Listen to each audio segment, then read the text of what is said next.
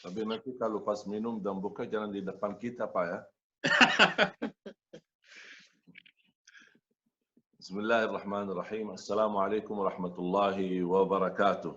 Waalaikumsalam warahmatullahi wabarakatuh. Alhamdulillahi rabbil alamin. Ashhadu an la ilaha illallah wahdahu la syarika lah.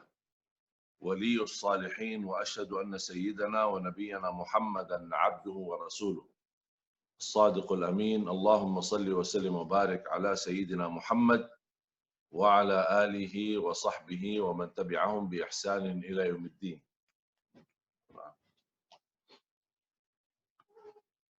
أما بعد سبحانك لا علم لنا إلا ما علمتنا إنك أنت العليم الحكيم. Terima kasih Pak Budi atas kesempatan yang diberikan kepada saya di siang hari ini dan sore di sana. Ya, kita masih lebih lama lagi, sudah mulai terasa lapar karena antum duluan akan membuka. Tapi insyaAllah sama-sama dimanapun kita berada, segala amal ibadah kita insyaAllah diterima di sisi Allah Subhanahu Wa Taala. Semua pengurus Ummi, yang mohon maaf saya tidak sebut satu persatu, semoga semua dimuliakan dan diberkati Allah Subhanahu Wa Taala, dan masyarakat Muslim di negeri New Zealand, yang semoga Allah Subhanahu Wa Taala senantiasa diberikan nikmat sehat wal afiat dan selalu senantiasa dalam lindungan Allah Subhanahu wa taala.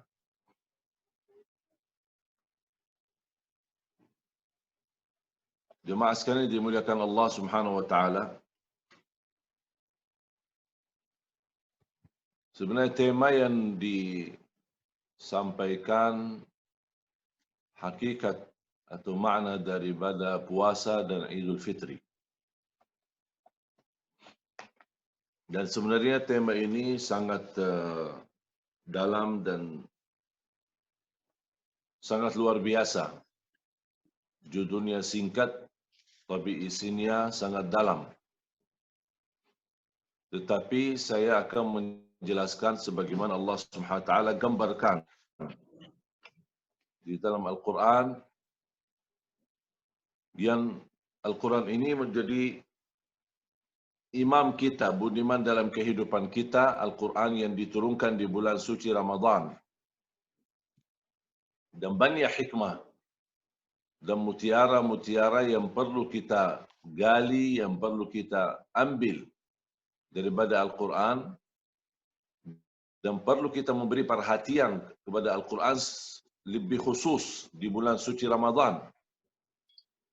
Sampai ulama-ulama yang mendahului kita, mereka maksimal memperhatikan Al-Quran, bahkan mereka meninggalkan kajian fikih, kajian hadis, majelis ilmu, dan mereka hanya fokus untuk tingkatkan perhatian kepada Al-Quran. Sampai Imam Maliki, ketika sudah tiba bulan suci Ramadan, beliau stop majelis ilmu hadis, dan melanjutkan lagi setelah Idul Fitri. Imam Syafi'i menghentikan kegiatan kajian fikih dan beliau lebih banyak fokus memperhatikan Al-Quran sampai beliau berhasil mengkhatam Al-Quran di bulan suci Ramadan 60 kali. Bayangkan dalam satu hari 2 kali khatam Al-Quran. Dan saya pernah mencoba untuk mengejar target khataman Al-Quran atau khataman Imam Syafi'i sampai 2 kali dalam satu hari. Dan ketika saya sudah mencoba untuk mengikuti cara beliau, ternyata alhamdulillah gagal. Tetapi saya mendapatkan sebuah ilmu. Ketika saya memperjuangkan untuk meniru Imam Syafi'i dalam mengkhatam Al-Quran, saya mendapatkan rahasia ilmu. Di antaranya, membutuhkan waktu untuk khatam 30 juz adalah 10 jam. Bahkan ada teman saya, teman sekolah di masa itu yang kami melakukan dan mencoba. Dan masa itu saya masih ingat, waktu itu masih kami kelas SMP di Madinah, di Arab Saudi. Dan teman saya juga berhasil mengkhatam Al-Quran dalam waktu 7 jam 49 minit. Itu menunjukkan Al-Quran yang 30 juz bagi orang yang lancar, mahir dalam membaca, dia mampu mengkhatam Al-Quran berkali-kali. Sedangkan masih ada banyak yang kesulitan selesaikan 1 juz dalam 24 jam. Sedangkan 10 jam cukup khatam 30 juz. Dan menurut saya yang membaca setiap hari 1 juz, one day one juz, dan ujungnya setiap akhir bulan khatam, itu termasuk cara yang termudah untuk orang yang paling malas. Kalau itu pun tidak berhasil, mohon maaf saya angkat tangan, inna lillah wa inna ilaihi raji'un. Sayang sekali kita melihat kondisi dan keadaan umat Islam. Mungkin kalau yang terbaik dalam kondisi zaman sekarang, yang memperhatikan Al-Quran di bulan Ramadan, ketika habis bulan Ramadan, dia membawa Al-Quran dan masukkan dalam lemari, dan dia berkata, mohon maaf wahai Quran, sudah habis Ramadan, insya-Allah bertemu Ramadan yang akan datang ya. Jadi seolah-olah hubungan kita sama Al-Quran hanya di bulan suci Ramadan, dan di bulan suci Ramadan pun tidak berhasil. Banyak umat Islam tidak berhasil khatam walaupun 1 kali. Artinya 1 kali bagi orang yang malas aja tidak berhasil di bulan suci Ramadan. Dan saya sedih dan melihat kalau di bulan Ramadan yang disebutkan bulanul Quran tidak berhasil khatam. Kira-kira kapan bisa khatam Al-Quran? Sedangkan mengkhatam Al-Quran tidak perlu memahami Al-Quran. Banyak orang yang menghindarkan atau menghampatkan diri untuk mengkhatam Al-Quran, alasannya, belum saya faham. Saya belum faham isinya. Belum mampu hayati artinya. Dan kalau saya ingin memahami dan menghayati, apalagi mempelajari dan mendalami terjemahannya, saya butuh waktu jauh lebih lama. Sedangkan saya sudah berkali-kali di setiap orang bertanya, dan selalu saya jawab, mengkhatamkan Al-Quran walaupun tidak mengerti isinya boleh. Mengkhatamkan Al-Quran walaupun belum mampu menghayatinya boleh. Mengkhatamkan Al-Quran walaupun belum mampu secara sempurna untuk mengamalkannya boleh. Karena dalam membaca Al-Quran yang kita kejar adalah meraih setiap 1 huruf 10 kebaikan. Kita kejar 10 kebaikan dalam membaca. Dan tidak ada syarat harus faham agar mendapatkan 10 kebaikan. Membaca tetap dapat 10 kebaikan dari setiap huruf. Jangankan membaca, sima' mendengar murattal Al-Quran bagi orang awam yang sama sekali tidak bisa baca Quran atau buta huruf, boleh enggak dia sima' mendengar? Mendengar saja pahalanya sama seperti yang membaca. Setiap 1 huruf 10 kebaikan. Kalau dia membaca dan memahaminya, lebih besar pahalanya. Kalau dia membaca, memahaminya dan menghayatinya, jauh lebih dahsyat kemuliaannya. Membaca Al-Quran, memahaminya, menghayatinya dan mengamalkannya, lebih lagi kemuliaannya di sisi Allah Subhanahu wa taala tidak terhingga dan tidak terbatas. Makanya perlu kita di bulan suci Ramadan minimal kita memperhatikan Al-Quran, kita hayati, kita ikuti membaca dan kita kejar untuk target berbanyak mendapatkan pahala dari bacaan-bacaan kita. Setiap satu huruf 10 kebaikan. Dan tidak ada kitab Taurat, Injil dan tidak ada hadis termasuk hadis Nabi Muhammad SAW walaupun kita baca berkali-kali tidak dapat 10 kebaikan dari setiap satu huruf. Hanya keistimewaan itu dimiliki oleh Al-Quran. Setiap satu huruf 10 kebaikan. Bukan hitungan setiap kita baca, bukan setiap kita khatam, tapi setiap huruf yang kita baca. Bayangkan berhurufnya. Bismillahirrahmanirrahim 19 huruf dikali 10 190. Alif lam mim sebuah kalimat yang kecil bukan dianggap satu huruf, tapi alif satu huruf, lam satu huruf dan mim satu huruf. Jemaah sekalian dimuliakan Allah Subhanahu wa taala. Allah Subhanahu wa taala sudah menjawab metode atau judul tema kita di siang hari ini dan sore hari ini melalui firman Allah Subhanahu wa taala di surah Al-Baqarah dan terjawab dua-duanya. Hakikat daripada puasa dan hakikat daripada Idul Fitri. Yang pertama di surah Al-Baqarah ayat 183. Surah Al-Baqarah surah yang kedua ayat 183. Dan surah Al-Baqarah ayat 185. 183 la'allakum tattaqun, 185 wa la'allakum tashkurun. A'udzu billahi minasy syaithanir rajim. Bismillahirrahmanirrahim. Ya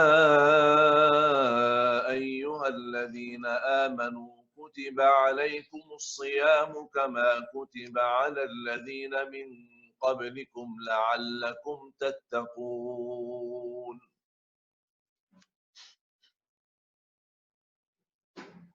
Hei orang beriman. Ayat ini memulai dengan panggilan. Dan panggilan ini disukai oleh orang-orang yang mencintai Allah Subhanahu wa taala. Siapa yang memanggil kita di sini? Allah Subhanahu wa taala. Artinya panggilan Allah menunjukkan betapa Allah menghormati kita, memuliakan kita. Dan ini panggilan khusus, bukan umum. Bukan ya ayuhan nas. Tapi ini panggilan untuk orang yang beriman. Karena Al-Quran ini walaupun berlaku bagi orang non-Muslim untuk mengambil petunjuk, untuk mencari hidayah, menjemput dan memahami Islam. Dan Al-Quran ini bukan milik umat Islam. Tapi semua manusia berhak untuk merasakan dan bisa menggali dan memahami isi Al-Quran. Al-Quran diturunkan untuk seluruh manusia. Tetapi dalam hal ini Allah Subhanahu wa taala memberikan panggilan khusus, ya ayyuhalladzina amanu. Artinya yang belum beriman tidak berlaku panggilan ini untuk dia. Ya ayyuhalladzina amanu. Kita orang yang beriman harus merasa bangga. Sebagaimana kata Abdullah bin Mas'ud radhiyallahu anhu, "Idza sami'ta ya ayyuhalladzina amanu fa'ar'iha sam'ak, fa innaha imma amrun tu'maru bih wa imma nahyun tunha 'an." Kalau dengar ya ayyuhalladzina amanu, kata Abdullah bin Mas'ud radhiyallahu anhu, dengarlah baik-baik dengarlah baik-baik. Karena setelah itu, habis ya ayyuhalladzina amanu, pasti ada perintah atau larangan. Dan setiap ketika saya membaca Al-Quran, dan saya membaca firman Allah Subhanahu Wa Taala, ya ayyuhalladzina amanu, saya stop.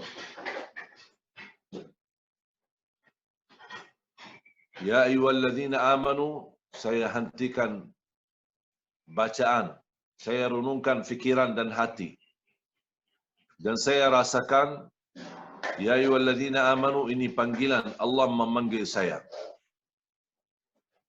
Hei orang beriman, ketika saya rasakan ini sebuah kemuliaan Allah memanggil saya, dan saya sudah merasakan yang dimaksud adalah saya, bukan orang lain, masing-masing bisa merasakan hal itu. Ini panggilan Allah untuk saya. Allah memanggil saya. Ya ayyuhalladzina amanu, hei orang beriman. Kalau kita sudah bisa merasakannya, baru kita berkata. Karena ini panggilan, berarti kita harus jawab. Seperti ada orang berkata, hei fulan, hei fulana, hei bapak, hei ibu. Kita jawab, labbaik. Atau siap. Ya. Jawab dengan jawaban yang segera. Dan arti daripada jawaban kita menunjukkan kita sudah dengar panggilan itu dan kami segera ijabah panggilan tersebut. Sama di sini. Ya ayyuhalladzina amanu, hei orang beriman. Kita tunjukkan, ya Allah, saya dengar panggilan ini. Dan saya siap taati. Saya siap patuhi. Saya siap mengikuti perintahmu atau laranganmu. Sama contoh, innallaha wa malaikatahu yusalluna 'alan nabi. Banyak saya sering memperhatikan, apalagi pas Jumat, khatib sedang membawa ayat innallaha wa malaikatahu yusalluna 'alan nabi. Jamaah di masjid rata-rata Allahumma salli wa sallim wa barik alaihi. Sallallahu ala Muhammad. Allahumma salli ala Sayyidina Muhammad. Bagus kita bersalawat ketika mendengar ayat itu. Tapi salawatnya kurang tepat. Bukan di situ posisi kita ucapkan salawat. Karena di sini ada berita. Bukan perintah. Beritanya apa? Innallaha wa malaikatahu yusalluna 'alan nabi. Allah ingin menceritakan kepada kita betapa mulianya posisi Nabi Muhammad SAW sampai Allah dan malaikatnya tidak henti-henti bersalawat kepada Nabi. Makanya ini sebuah kemuliaan, seharusnya kita syukuri Nabi kita mendapatkan posisi kemuliaan di sisi Allah. Kata yang pas habis innallaha wa malaikatahu yusalluna 'alan nabi adalah ucapkan alhamdulillah. Arti alhamdulillah artinya alhamdulillah atas kemuliaan yang Allah anugerahkan kepada Nabi kita Nabi Muhammad SAW yang kita cintai. Ya ayyuhalladzina amanu, dengarlah baik-baik. Hei orang beriman, ada apa ya Allah? Saya siap taati, saya siap ikuti, saya siap patuhi. Sallu alaihi wa sallimu taslima. Sallallahu alaihi wasallam. Allahumma salli ala Sayyidina Muhammad. Karena di sini ada panggilan untuk kita dan panggilan ini menarik perhatian. Dan harus kita tunjukkan juga, ya Allah, berarti kita sudah tunjukkan Allah berhasil menarik perhatian kita. Dan kami juga pun sedia patuhi dan taat. Labbaika ya Allah. Ada apa? Apa yang Allah perintahkan? Saya siap. Kalau bahasa kita, siap 86 untuk menunjukkan dan segera kita taati. Dan tidak akan terasa rasa segera kita taati dan patuhi kalau kita belum bisa mengerti dan menghayati makna dari panggilan ini. Yang dimaksud adalah Anda sendiri, bukan orang lain. Ketika kita membaca Al-Quran, kita harus merasa Al-Quran ini sebenarnya memberi petunjuk dan meneliti kehidupan kita. Kalau kita membaca misal ayat orang munafik, kita harus muhasabah diri, beriksa diri, instruksi diri. Oh, jangan-jangan yang dimaksud saya. Karena saya merasa sifat-sifat ini masih ada di dalam diri saya. Astaghfirullah, a'udzu billah, na'udzu billah min dzalik. Saya insya-Allah akan memperjuangkan diri saya agar saya bersihkan diri saya dari sifat-sifat yang Allah sebutkan sebagai sifat orang munafik. Ketika kita membaca sifat orang mukmin, subhanallah, indahnya luar biasa sifat orang mukmin. Saya merasa sudah dekat dengan sifat ini, tapi masih banyak kekurangan saya. Masih banyak kelemahan saya dalam hal itu. Saya ingin terapkan lagi. Saya ingin sempurnakan lagi agar saya mendapatkan pahala atau apa yang dijanjikan oleh Allah Subhanahu wa taala dari anugerah-anugerah yang disediakan dan Allah Subhanahu wa taala berikan kepada kita kalau kita turuti dan kita taati. Ya ayyuhalladzina amanu sallu alaihi wa sallimu taslima. Bersalawatlah. Baru kita ucapkan dalam kata pas, Allahumma salli ala Sayyidina Muhammad wa ala ali Sayyidina Muhammad. Bukan berarti kalau kita dengar inna Allah wa malaikatu yusalluna ala nabi tidak boleh salawat. Sebenarnya boleh-boleh saja. Tapi yang saya sampaikan itu tadi untuk cara kita memperbaiki hubungan kita sama Al-Quran. Dan kita menunjukkan betapa tepat waktu kita patuhi ketika sudah ada panggilan perintah atau larangan. Orang beriman, labbaik ya Allah. Ada apa ya Allah? Ini panggilan untuk saya dan saya siap patuhi dan taati. Sallu alaihi wa sallimu taslima. Segera kita lakukan perintahnya.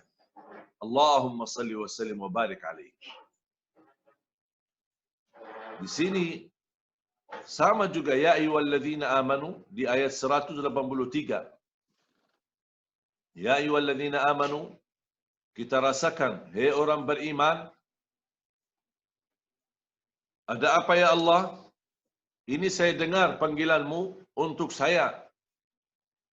Semoga saya mampu istiqamah dalam keadaan iman ini sampai akhir hayat. Apa perintahmu ya Allah? Kutiba alaikumus siyam kama kutiba alal ladzina min qablikum. Allah telah menwajibkan, berarti di sini ada perintah wajib. Allah telah menwajibkan berpuasa atasmu sebagaimana Allah telah menwajibkan berpuasa atas ummah-ummah yang mendahului kita. Dan kalau kita perhatikan ibadah puasa termasuk ibadah yang dilakukan oleh seluruh agama, tapi dalam cara masing-masing. Sampai ada yang berpuasa sepenuhnya satu hari full. Dan puasa mereka termasuk ada di antara agama yang berpuasa tidak boleh berbicara sama orang. Tidak boleh ngobrol sama orang. Diam, termasuk diam karena berbicara bisa membatalkan puasanya. Tidak boleh melihat mungkar, tidak boleh melihat dosa. Karena bisa dengan pandangan mata bisa membatalkan puasanya. Hawa nafsunya, pemikirannya, isi hatinya. Tapi alhamdulillah kita di dalam Islam diberikan keringanan oleh Allah Subhanahu wa taala. Rabbana la tu'akhidna in nasina aw akhtana. Rabbana wa la tahmil alaina isran kama hamaltahu 'ala alladhina min qablina. Ya Allah, jangan membebankan kami sebagaimana ummah-ummah yang terdahulu.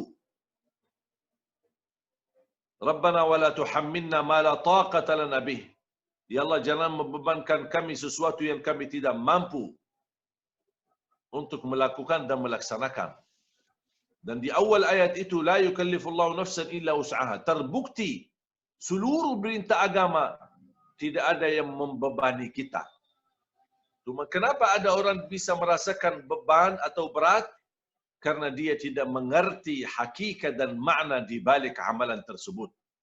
Atau bisa jadi salah menjalankan prinsip atau target ibadah yang dimaksud. Ya ayyuhalladzina amanu kutiba alaikumus shiyam. Telah Allah wajibkan berpuasa. Kama kutiba alal ladzina min qablikum. Sebagaimana Allah telah wajibkan puasa itu atas ummah-ummah yang mendahului. La'allakum tattaqun. Disitulah kuncinya. Hakikat daripada puasa menantarkan kita la'allakum tattaqun. Melatih kita untuk patuhi perintah Allah. Walaupun membatuhi perintah Allah dengan cara yang rahasia. Kalau bisa merahasiakan ibadah puasa dan bisa memurnikan ikhlas kita di ibadah puasa, berarti akan jauh lebih ringan ikhlas kita di dalam ibadah yang lain. Karena ketika kita berpuasa, orang yang ada di sekitar kita, dia tidak tahu hakikat puasa kita. Apakah kita betul berpuasa atau hanya di depan orang menahan diri untuk makan dan minum? Bisa saja ada orang ketika berwudu, apalagi dia merasa haus sekali, dia bergumur, kemudian separuhnya dia telan, separuhnya dia buang. Tak ada yang bisa tahu. Hanya kita sama Allah Subhanahu wa taala. Dan makna daripada puasa sebenarnya menanamkan dalam jiwa kita dan hati kita muraqabatullah. Allah menguasai kita. Di manapun kita berada, Allah menguasai kita. Makanya disebutkan di hadis yang qudsi, kullu amal ibni Adam lahu. Semua amalan Adam, keturunan Adam, semua amalan yang manusia kembali kepada dirinya sendiri. Segala kebaikan Allah lipatkan menjadi 10 kali lipat. Illa saum. Kecuali puasa, kata Rasulullah SAW. Sebagaimana disebutkan di hadis yang qudsi. Allah berfirman, kullu amal ibni Adam lahu illa saum. Kecuali puasa. Bukan targetnya 10 kali lipat. Tetapi Allah rahasiakan pahala balasannya berpuasa. Sama prinsip puasa, mendapatkan 10 kali lipat, itu sebagai umum, sebagai ibadah. Tetapi rahasia yang tersimpan di dalam puasa itu, Allah Subhanahu wa ta'ala juga rahasiakan pahalanya. Karena menjalankan ibadah puasa secara rahasia, hakikatnya rahasia, tidak ada yang bisa tahu. Apalagi kita puasa sunnah. Puasa sunnah Isnin, puasa sunnah Kamis, kita beraktivitas biasa-biasa aja. Orang tidak tahu kita lagi puasa. Karena itulah makna daripada bagaimana kita bisa memiliki kerahasiaan dan keikhlasan dalam beribadah. Dan hanya yang bisa tahu hubungan puasa kita hanya Allah Subhanahu wa taala. Dan hakikat puasa itu menanamkan dan melatih kita bagaimana bisa merasakan Allah menguasai kita. Kita bisa minum, bahkan bisa kita makan, bahkan pura-pura kita makan makanan yang ada di meja karena kita merasa lapar banget, tak bisa tahan. Dan ketika ditegur sama orang, ya Allah, astagfirullah, saya lupa. Allah tahu hakikat kita bukan lupa sebenarnya. Allah tahu hakikat kita bukan kita melakukan hal ini dengan tidak sengaja. Justru hati kita tahu dan kita rasakan. Tapi saya malu sama orang membatalkan puasa saya dengan alasan lapar. Tapi saya bisa makan dan saya menipu orang yang ada di sekitar saya. Astagfirullah, saya lupa ini hari puasa. Saya lupa hari ini Senin. Saya lupa hari ini Ramadan. Alasannya lupa. Tetapi hakikatnya dia ada niat untuk menutupi kelaparannya. Apalagi minum air, alasannya haus. Allah memaafkan, kata Rasulullah SAW, ketika ada orang makan dan minum tidak sengaja karena lupa, Kata Rasulullah SAW, lanjutkan puasamu dan itu Allah titipkan makanan rizki untukmu. Tapi ada orang banyak yang salah gunakan hadis ini. Dia makan, dia minum, ketika ditegur, dia langsung berkata, astagfirullah, saya lupa. Padahal hakikatnya dia bukan lupa. Jamaah sekalian dimuliakan Allah Subhanahu wa taala, illa as-shaum fa innahu li wa ana ajzi bih. Kecuali puasa, kata Allah Subhanahu wa taala di hadis yang qudsi. Itu milikku, kata Allah Subhanahu wa taala. Artinya milikku, yang tahu hakikat puasa manusia hanya Allah. Dan ada satu rahasia lagi di dalam berpuasa. Kenapa Allah khususkan puasa dengan kata innahu li, illa as-shaum fa innahu li. Itu puasa milikku, wa ana ajzi bih. Karena orang-orang yang bersyirik kepada Allah Subhanahu wa taala, yang tidak menyempurnakan tauhid, mereka ketika menimbah pelihara, menimbah sesuatu selain Allah, baik itu berupa batung atau berupa manusia atau berupa macam-macam lah apa yang disembah selain Allah Subhanahu wa taala, mereka selalu melakukan simbahan ini di depan yang disembah. Seperti misal contoh di depan batung, di depan sesuatu yang dia simpan dan dia cintai. Dan subhanallah, sama ketika kita melakukan salat, kita melaksanakan ibadah salat di hadapan Allah Subhanahu wa taala. Ada prosedurnya, ada syaratnya, menarah kiblat, kita berwudu dan lain sebagainya. Beda sama inti puasa. Dimanapun kita berada, walaupun misal contoh seorang raja perintahkan rakyatnya, kalian harus simpah aku, akulah Tuhan kalian. Berarti siapapun yang melanggar perintah raja tersebut akan mati. Makanya mereka semua akan beribadah atau menyembah seorang raja itu di depan raja. Kecuali puasa. Raja pun kalau perintahkan kalian puasa untuk saya, karena sayalah Rabb kalian, sayalah Tuhan kalian, dan harus kalian berpuasa untuk saya. Berarti raja memiliki tugas yang sangat berat. Harus dia mampu menguasai semua rakyatnya yang melanggar perintah puasa. Bisa menjadi, misal, kirimkan pasukannya, tangkaplah orang itu. Kenapa kamu tidak puasa? Kata siapa? Saya puasa. Dia bisa berbohong. Tapi kalau dia ditangkap, kenapa kamu tidak salat? Saya salat. Mana? Kamu tidak salat dari tadi. Sudah masuk waktu dan kehabisan waktu. Dan sudah raja minta seluruh rakyat harus menyembah dia. Kenapa kamu tidak salat kepada raja? Makanya puasa, saya harap mudah-mudahan jamaah faham apa yang saya maksud. Makanya tingkatan puasa ini sesuatu amalan yang kita rahasiakan dan tidak ada manusia pun yang mampu menguasai kita selain Allah Subhanahu wa taala. Hanya Allah Subhanahu wa taala. Makanya kata Allah Subhanahu wa taala, illa as-shaum fa innahu li.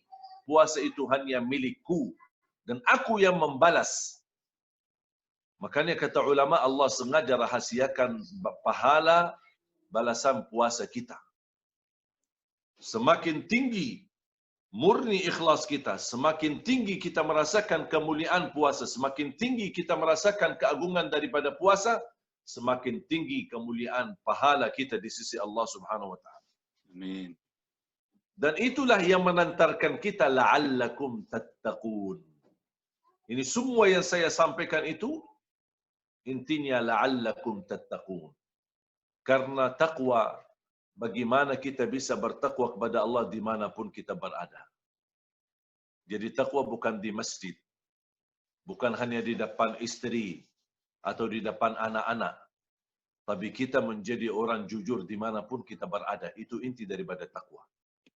Kita saat kita bertugas di kantor, kita menjadi orang jujur. Saat kita di depan istri maupun di balik istri, kita jadi orang jujur. Istri pun kalau di depan suami maupun di belakang suami, dia tetap menjadi wanita yang jujur.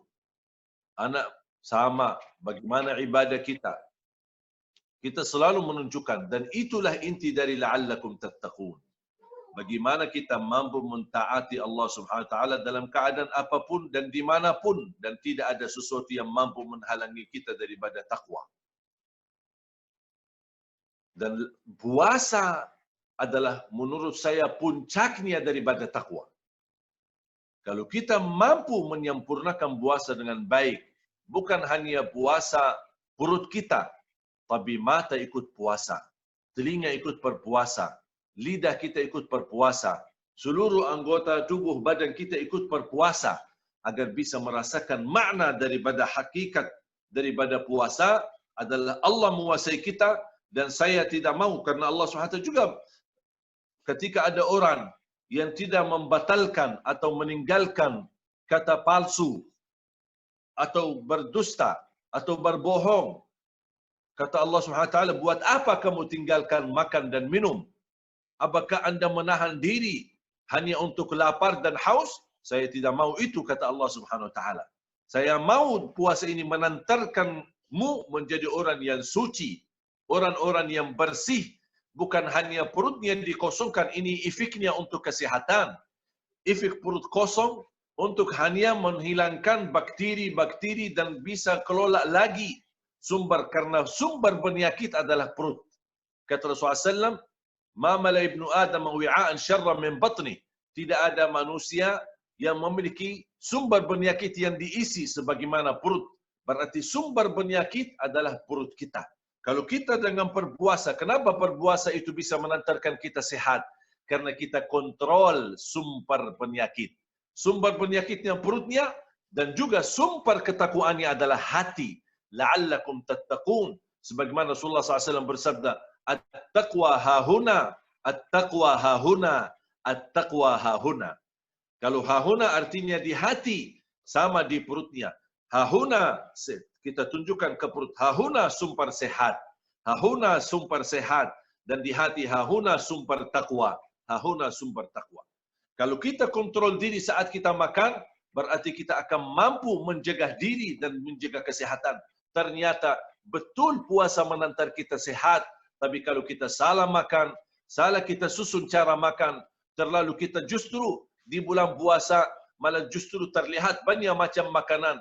Saya sering diundang dulu waktu masih sebelum corona, kita sering diundang buka puasa di mana-mana, di rumah keluarga, di rumah masyarakat, dan di rumah jamaah. Dan saya lihat ada berbagai macam makanan yang mereka sidangkan dan hadiahkan untuk kami. Dan saya tanya, ini makanan baru saya lihat.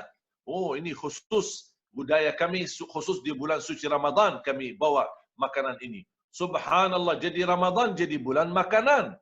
Bukan Ramadan untuk melatih kita kosongkan perut. Nah, disitulah makanya saya sering berkata sama jamaah, tolong jamaah sebelum mulai puasa, timbang berat badan.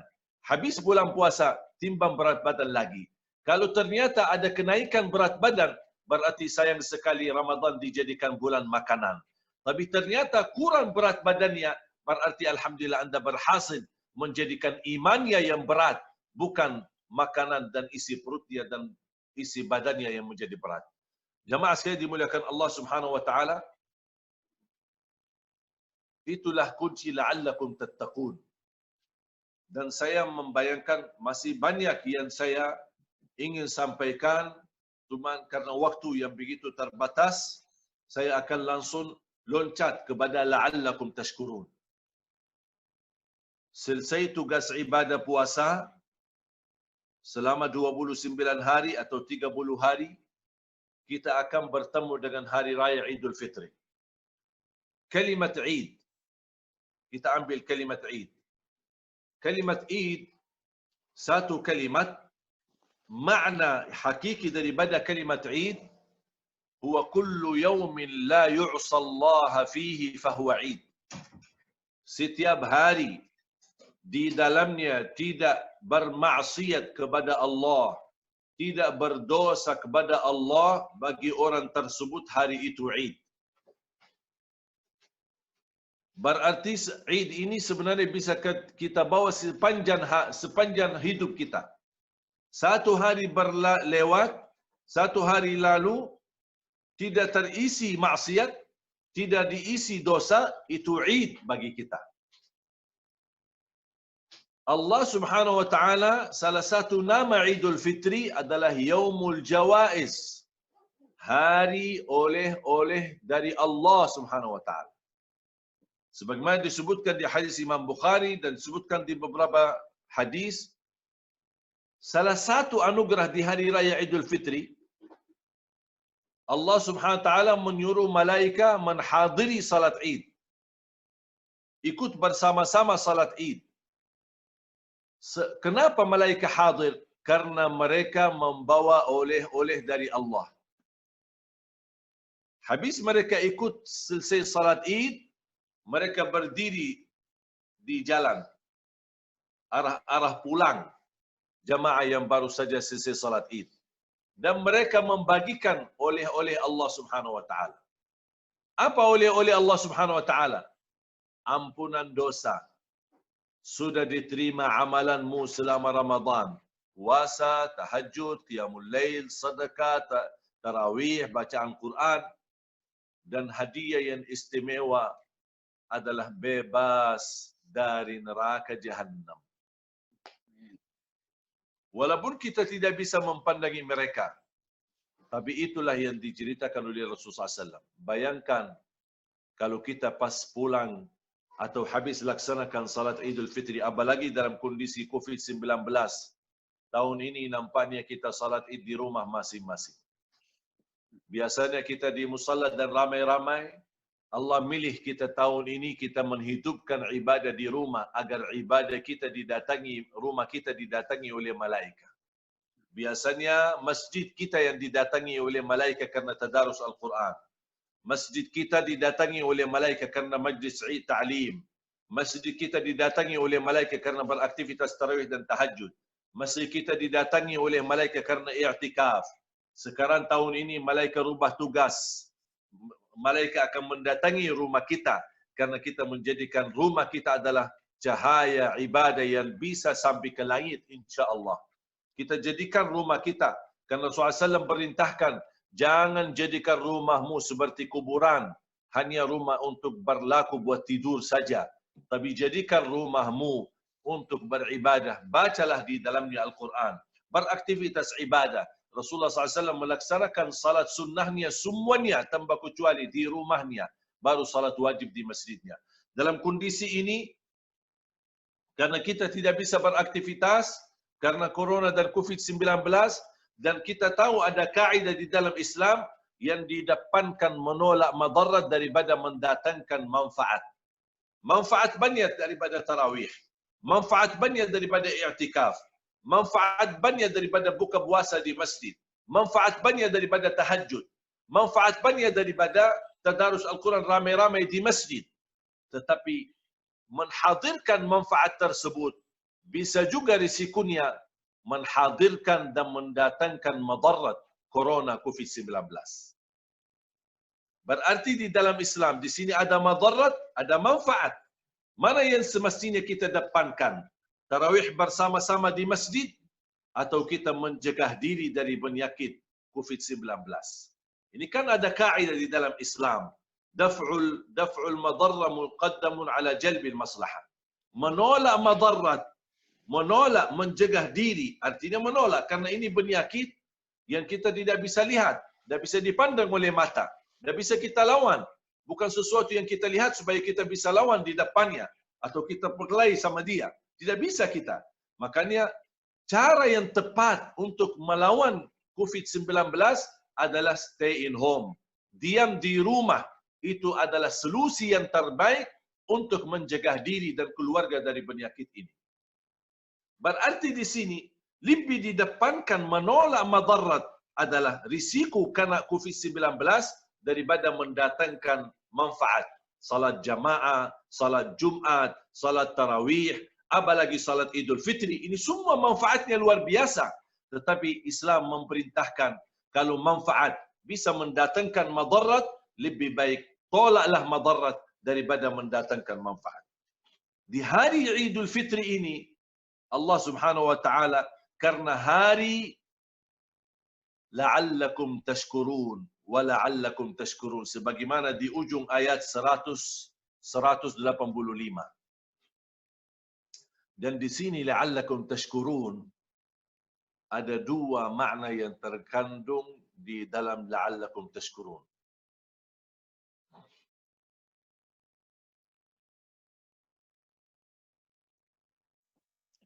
Yang pertama, la'allakum tashkurun agarmu menjadi orang yang bersyukur. Bersyukur atas apa? Atas anugerah lancarnya puasa. Atas anugerah lancarnya tarawih. Apalagi tahun ini seharusnya tingkatan syukur kita lebih tinggi. Karena tahun sebelumnya kita bisa beribadah puasa, beraktivitas puasa normal-normal saja. Tidak ada kesulitan, tidak ada kesusahan. Tahun ini nampaknya susah. Kita beraktivitas normal sebagaimana tahun-tahun sebelumnya. Tapi kita tetap apapun halangannya, apapun tantangannya, apapun kesusahannya dan kesulitannya, kita sudah menunjukkan, menurut saya, alhamdulillah tahun ini umat Islam berhasil melancarkan dan menjalankan ibadah puasa, bukan gagal. Orang Muslim yang menjaga puasanya sampai akhir dan tetap beraktivitas ibadah di rumahnya, tarawih dan lain sebagainya, berarti dia berhasil dalam ujian ini. Karena ujian ini adalah ibtila, ujian adalah ikhtibar untuk naik kelas. Kalau kita lewati ujian baru bisa naik kelas. Tidak ada orang bisa naik kelas tanpa ujian. Sekarang karena kita dalam menghadapi tantangan yang begitu luar biasa, tidak menghalangi kita untuk menjaga puasa kita. Tidak menghalangi kita untuk teruskan tarawih kita walaupun di rumah. Tidak menghalangi kita untuk kita tetap melaksanakan Idul Fitri walaupun di rumah. Tidak menghalangi kita membaca Al-Quran walaupun di rumah. Itu menunjukkan apa? Kita berhasil menyempurnakan dan menjaga ibadah Ramadan walaupun kita menghadapi tantangan yang luar biasa. Disitulah harus tingkat syukur kita la'allakum tashkurun akan jadi lebih besar. Karena kita berkata, ya Allah, apapun halangannya, apapun ujiannya, apapun wabah yang kami hadapi, kami insyaAllah tetap sedia untukmu ya Allah. Inna salati wa nusuki wa mahyaya wa mamati lillahi rabbil alamin. Dan kita sudah berhasil menunjukkan kepada Allah Subhanahu wa taala, ya Allah, seperti seolah-olah kita berkata, ya Allah jangan khawatir. InsyaAllah kami hamba yang batu, kami hamba yang taat. Apapun ujian yang kami hadapi, kami tidak akan henti beribadah kepadamu.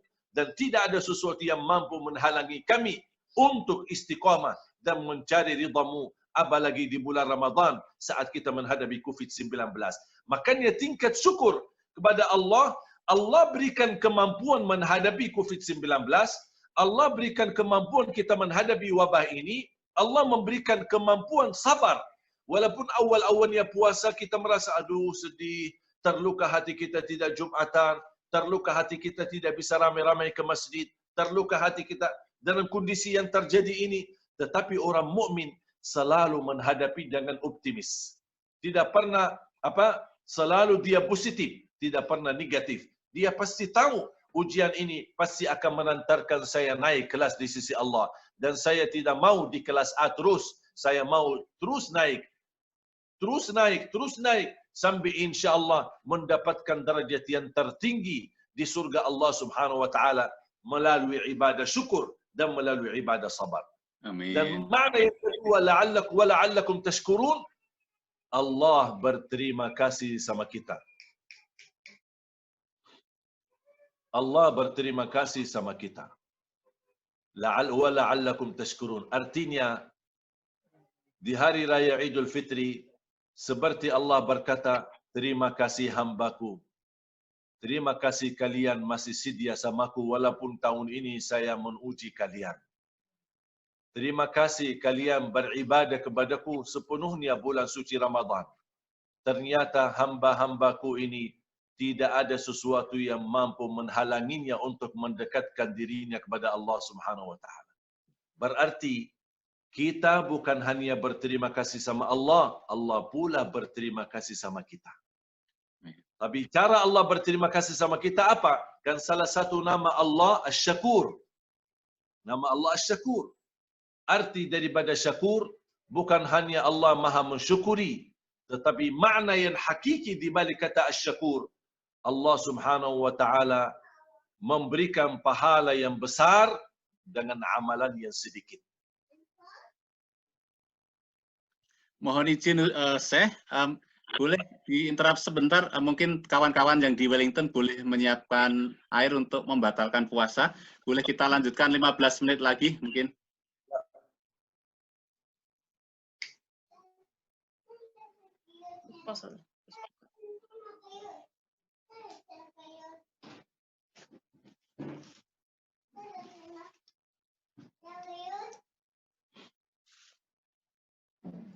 Udah waktu azan di sana? Ya, ya sudah waktu. Jadi teman-teman di sini boleh sambil berbuka dulu, Syekh ya. Allah subhanallah, rasanya Mohon maaf. Monggo, lanjut. Lihat makanannya apa buka puasa, tapi rasanya langsung sedih. Doakan semoga jamaah sekalian Allah Subhanahu wa taala kabulkan puasanya. Amin. Berikan pahala yang berlipat ganda di sisi Allah Subhanahu wa taala. Amin. Ketika kita berbuka, tolong terapkan setiap saat buka, wala'allakum tashkurun. Alhamdulillah. Terima kasih ya Allah. Hari ini lancar. Besok lancar lagi. Alhamdulillah ya Allah. Hari ini lancar. Supaya kita terasa mampu terapkan wala'allakum tashkurun setiap hari. InsyaAllah begitu tiba hari raya Idul Fitri, wala'allakum tashkurun menjadi sudah sebuah kebiasaan dan kita merasa bangga kita menyambut hari raya Idul Fitri karena adalah hari pembalasan.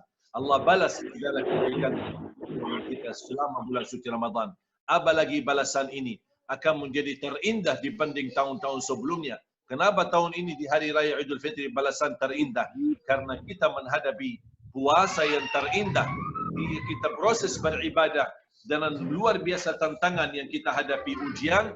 Walaupun kita menghadapi ujian, tetap kita mampu melaksanakan ibadah dengan baik, puasa dengan baik, tarawih dengan baik, tadarus Al-Quran dengan baik, dan kita melancarkan semua perintah Allah Subhanahu wa taala sesuai kemampuan kita. La yukallifullahu nafsan illa wus'aha. Semoga Allah Subhanahu wa taala terima amal ibadah kita dan semoga dibalas oleh Allah Subhanahu wa taala kebaikan kita di dunia dan di akhirat. Dan nanti di hari raya Idul Fitri tertulis nama kita bebas dari neraka Jahannam. Masya-Allah. Amin. Wala'allakum tashkurun. Bersyukurlah kepada Allah Subhanahu wa taala. Kita bersyukur kepada Allah dan Allah juga bersyukur kepada kita. Di mana Allah cara Allah bersyukur kepada kita? Allah akan membalas amalan yang sedikit yang kita lakukan di bulan Ramadan ini. Allah balas dengan pahala yang besar. Itu makna daripada syukur. Huwallazi yu'til ajral katsir bil amalil qalil. Dia yang memberikan pahala yang besar dengan amalan yang sedikit. Karena apalagi tahun ini saya yakin sudah diterapkan wala'allakum tashkurun melalui ibadah Ramadan tahun ini. Karena kita menghadapi tantangan, kita banyak aktivitas yang kita tidak bisa lakukan bersama sebagaimana tahun-tahun sebelumnya. Tahun ini keterbatasan kemampuan, keterbatasan keadaan yang dijadikan seperti ini yang menentukan kondisi dan keadaan kita, tapi tetap kita mampu melaksanakan ibadah.